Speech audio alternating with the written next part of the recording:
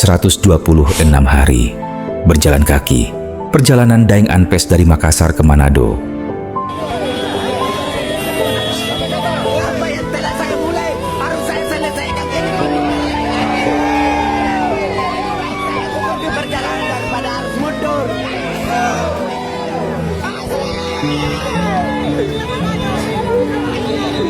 Terima kasih masyarakat Kota Manado.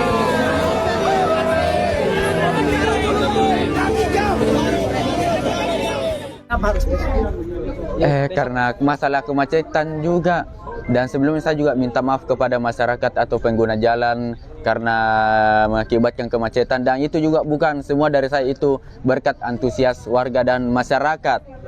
Saya sangat berterima kasih atas sambutan dan antusias masyarakat sudah menerima kedatangan saya sebagai pendatang, dan niat saya cuma mau finish di Tugu Zero Point, tidak ada hal-hal lain.